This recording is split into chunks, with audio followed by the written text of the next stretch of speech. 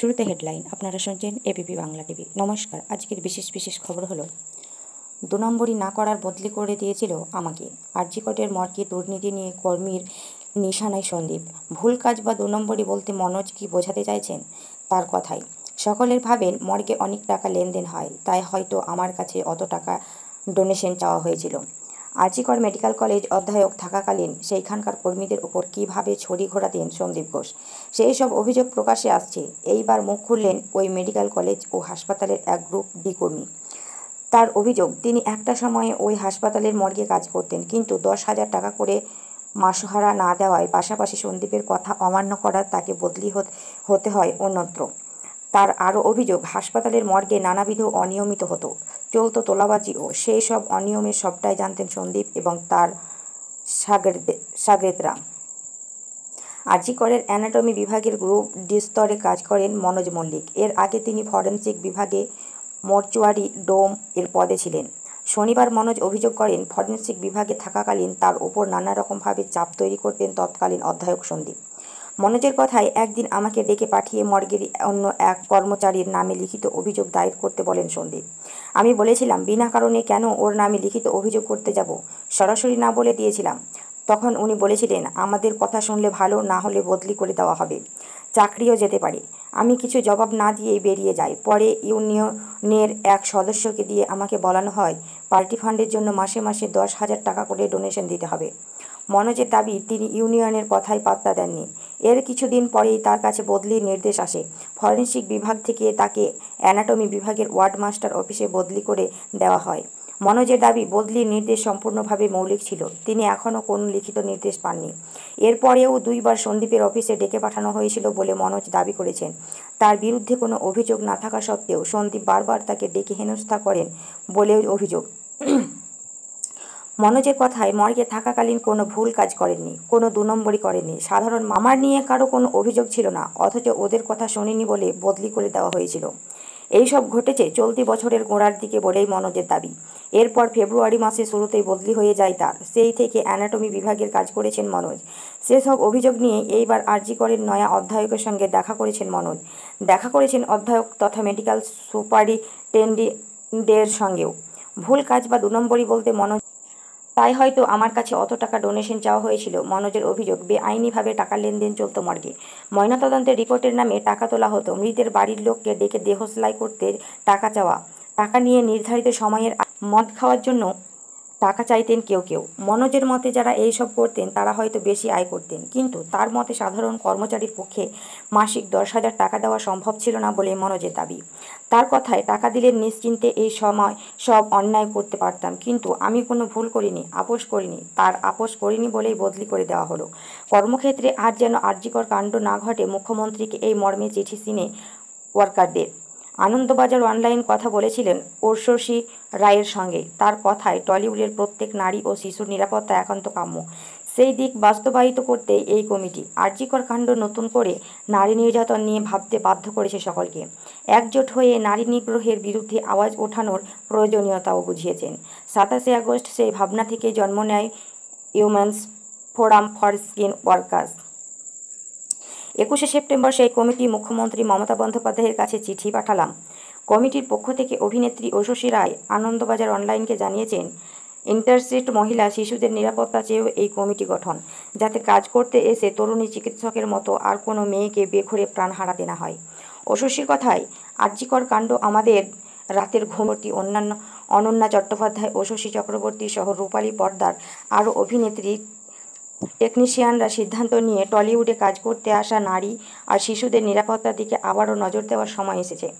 সেই কথা তাদের লেখা চিঠিতেও রয়েছে। মুখ্যমন্ত্রীর উদ্দেশ্যে কমিটির বার্তা, কর্মক্ষেত্রে যৌন লাঞ্ছনাসহ সব রকম নির্যাতন রোধে 2012 যৌন হেনস্থা থেকে শিশুদের সুরক্ষা আইন এবং নারীদের সুরক্ষার জন্য 2013 প্রিভেনশন অফ সেক্সুয়াল হ্যারাসমেন্ট আইন কার্যকরী হয়, কিন্তু তার প্রয়োগ বাংলা বিনোদ দুনিয়ায় হয়নি। ফলে সেইখানে নারী বা শিশু আজও নিরাপদ নন। নিগ্রহের শিকার হলে কোথাও তারা অভিযোগ জানাবেন, তার দিশা দেখানোর কেউ নেই। এর ফাঁক ভরাট করতেই এই বিশেষ কমিটির জন্ম। ঐশীর মতে এই কমিটি অভিযোগ শোনার পাশাপাশি নিরপেক্ষভাবে তার বিচার করবে, নির্যাতিতার পাশে দাঁড়াবে, প্রয়োজনে সব রকম আইনি সাহায্য করবে। তার জন্য মুখ্যমন্ত্রীর অনুমতির প্রয়োজন। এই দিন সেই অনুমতি চেয়ে চিঠি পাঠিয়েছিলেন তারা। অনুমতি মিললে কি করবে কমিটি তিনি জানিয়েছেন। রূপালী পর্দার সঙ্গে সব স্তরের মহিলারা যাতে ভালো থাকেন, সুস্থ পরিবেশে কাজ করতে পারেন, সেই দিকগুলি কমিটি নজরে রাখবে। ইতিমধ্যে সুরক্ষা কমিটি গঠন করে ফেডারেশন অভিনেত্রী রীতাভরি চক্রবর্তী ও মুখ্যমন্ত্রীর সঙ্গে দেখা করে একই বিষয় নিয়ে কথা বলেছেন। একটি কমিটি গঠনেরও অনুরোধ জানিয়েছেন। একাধিক কমিটির বদলে একটি কমিটিতে সকলকে যোগ দিয়ে ইভেন্টস ফোরাম সবার প্রথমে তৈরি হয়েছে, তারপরে গঠিত হয়েছে সুরক্ষা বন্ধু। আমরা তাই আমাদের মতো এগিয়ে যাওয়ার চেষ্টা করছি, যাতে আমাদের দেখা স্বপ্নগুলো বাস্তবায়িত করতে পারি। এত দাবি তার, কমিটি আলাদা হলেও সরকারের ভাবনা এক। সেই ভাবনা বাস্তবায়িত করার সকলের লক্ষ্য পূরণ হলে পরিশ্রম সার্থক হবে, এটাই মনে করেন তিনি। আমার হাত তোমার হাতে, আমরা সবাই দিদির সাথে স্লোগান তুলে 175 কিমি মানববন্ধনে দাঁড়াচ্ছে তৃণমূল।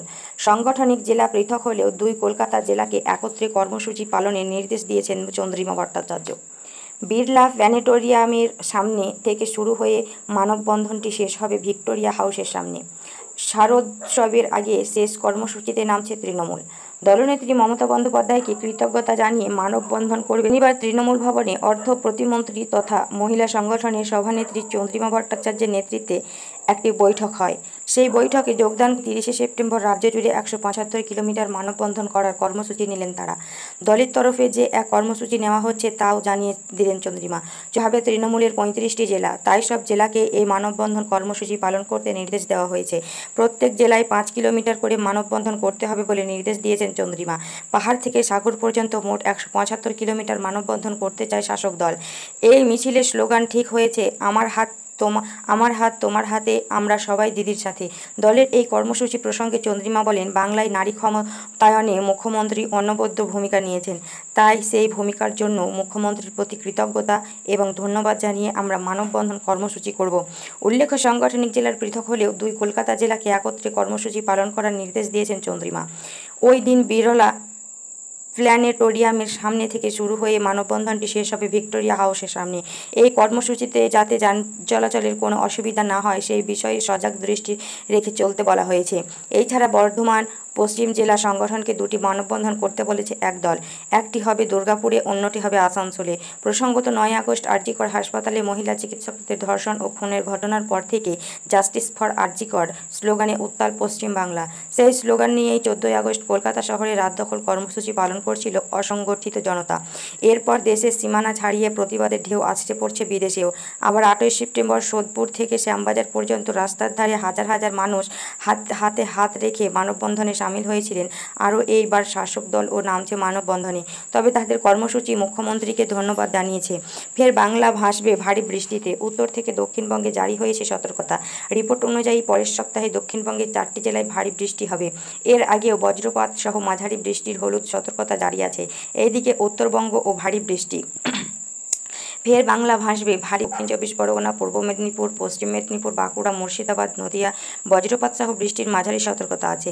এরপর 23শে সেপ্টেম্বর দক্ষিণ 24 পরগনা, পূর্ব মেদিনীপুর, দক্ষিণ মেদিনীপুর, পুরুলিয়া, বাঁকুড়া, পূর্ব বর্ধমান, পশ্চিম বর্ধমান। এইদিকে 23 সেপ্টেম্বর উত্তরে দার্জিলিং, কালিম্পং, জলপাইগুড়ি, আলিপুরদুয়ার বজ্রপাত সহ মাঝারি বৃষ্টির হলুদ সতর্কতা আছে। এদিকে সঞ্জয় রায়ের ঘাড়ে খুনের দায় চাপাতে সেমিনার রুমে ডাকা হয়েছিল তাকে। তদন্তের নাকি সিবিআই তদন্তকারীরা এমনটাই জানাতে পেরেছেন বলে দাবি সংবাদ প্রতিদিনের রিপোর্টে। সেই রিপোর্টের দাবি করা হয়েছে আরজিকর হাসপাতালের ওই তরুণী সঞ্জয় রায়ের ঘাড়ে। এই আবহে সন্দীপের নার্কো অ্যানালিসিস টেস্ট ও অভিজিতের পলিগ্রাফ টেস্ট করানোর অনুমতি চেয়ে এই দিন বিচারকের কাছে আবেদন করে সিবিআইয়ের আইনজীবী। সংবাদ প্রতিদিনের রিপোর্টে দাবি করা হচ্ছে, সিবিআই তদন্তকারীরা পারিপার্শ্বিক যেসব তথ্য প্রমাণ পাচ্ছেন এবং হাসপাতালের বিভিন্ন কর্মীর যে বয়ান তারা রেকর্ড করেছেন, তার থেকে কেন্দ্রীয় তদন্তকারীরা মনে করেছেন যে চিকিকে খুনের ছক কষেছিল কারা এবং কেন। পারিপার্শ্বিক তথ্য প্রমাণ এবং রেকর্ড হওয়া বয়ান খতিয়ে দেখে নাকি সিবিআই আধিকারিকরা মনে করেছেন জখম করে অচেতন অবস্থায় ওই তরুণী চিকিৎসকে সেমিনার হলে রেখে আসা হয়েছিল। এরপর খবর দেওয়া হয়েছিল সঞ্জয় যৌন অত্যাচার চালায় সেই চিকিৎসকের ওপর। পরে অন্য কারো নির্দেশে নির্যাতিতাকে শ্বাসরোধ করে খুন করে সঞ্জয়। রিপোর্ট অনুযায়ী আরজিকর কাণ্ডের সদ্য ঘাটনের লক্ষ্যে টালা থানার প্রাক্তন ওসি অভিজিৎ মণ্ডলের পলিগ্রাফ টেস্ট করাতে চাইছে সিবিআই। অবশ্য এ বিষয়ে আদালত বলে পলিগ্রাফ কেউ রাজি হবেন কিনা সেটা তার ব্যক্তিগত ব্যাপার। তবে অভিজিতের পলিগ্রাফ টেস্ট কেন প্রয়োজন? সিবিআই দাবি করে, গত 9 আগস্ট সকাল 10টার সময় থানায় ছিলেন না অভিজিৎ। থানার সিসিটিভি ফুটেজ থেকেই তা জানা গিয়েছে।